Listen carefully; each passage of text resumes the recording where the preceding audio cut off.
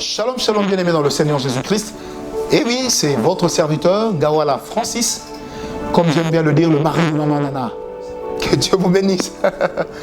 Ce matin, cet avant-midi, nous voulons parler nous continuons notre thème sur vivre l'accomplissement des promesses de Dieu.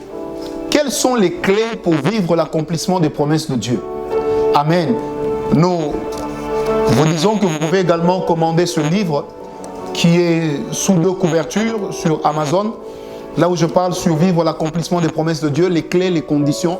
Ça vous sera d'une grande aide. Vous pouvez commander cela sur amazon.com ou si vous êtes à Kinshasa, passez à l'église Parole de Foi et vous pourrez vous en procurer à un très bon prix. Amen.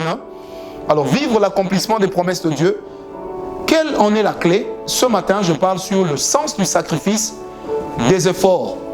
Le sens du sacrifice et des efforts. Oui, oui, vous devez avoir un sens de sacrifice, bien-aimé. Pourquoi? Parce que tout ce que Dieu vous demande exige un sacrifice.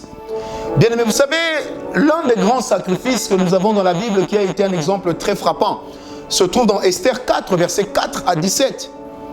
Lorsque Aman décide d'inciter le cœur du roi, après un envoûtement bien travaillé, un mauvais sort jeté sur le roi décide qu'on donne la mort à ses ressortissants d'Israël, desquels était issue Esther. Et en ce moment-là, Esther n'est pas encore une reine. Maintenant, qu'est-ce qui se passe? Esther doit pouvoir faire un sacrifice.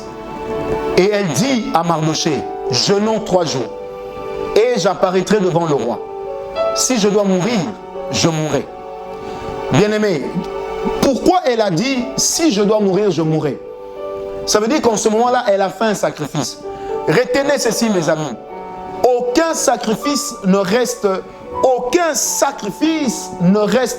l'être morte devant Dieu. Aucun. Tous vos sacrifices sont porteurs de voix. C'est pourquoi vous allez remarquer que le roi David avait pris l'habitude de dire au Seigneur, Seigneur, souviens-toi de mes sacrifices. Souviens-toi de ce que j'ai fait pour toi. Bien-aimé, les sacrifices, vous devez apprendre à les consentir. Ça vous permettra de réaliser et de vivre l'accomplissement des promesses de Dieu. Et les sacrifices demanderont beaucoup d'efforts.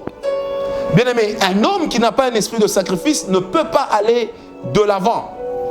Bien-aimé, lorsque vous prenez conscience de la valeur de la promesse que Dieu vous adresse, vous devez aussi prendre conscience du sacrifice que cela demandera. Vous savez, nous ne vendons pas la grâce. Et du reste, nous ne croyons pas que la grâce se vend. Elle est gratuite. Mais nos sacrifices sont un langage de foi. Moi, j'ai vu des gens dire, prophète, je suis sur une affaire de 10 millions de dollars. Voici mes 100 dollars, c'est un sacrifice. Non, ça, ce n'est pas un sacrifice, c'est une offrande. Un sacrifice saker, agneau, veut simplement dire quelque chose qui provoque en vous un sentiment de mort, un sentiment de séparation, un sentiment dur, ce qui vous amène à éprouver une perte. C'est ça même le sacrifice. C'est pourquoi le sacrifice, ce n'est pas tout le monde qui est capable de le consentir. Parce que c'est difficile de consentir un sacrifice. C'est dur de consentir un sacrifice. Il vous faut donc une certaine maturité spirituelle pour être capable de consentir un sacrifice, bien-aimé. Et si vous n'avez pas cette maturité, comment allez-vous consentir le sacrifice? Bien-aimé, vous savez, lorsque tous les matins nous sommes là en train d'enregistrer ces émissions pour vous, de vous les faire passer, c'est un sacrifice. Nous sortons de nos lits, nous nous retrouvons au bureau, nous travaillons, l'équipe technique est là, le frère Michel est là en train de jouer au synthé. Et lui aussi consent ce sacrifice, ainsi que tout ce monde, lesquels il y en a qui donnent leur argent, qui donnent de leur temps, qui donnent de leur énergie.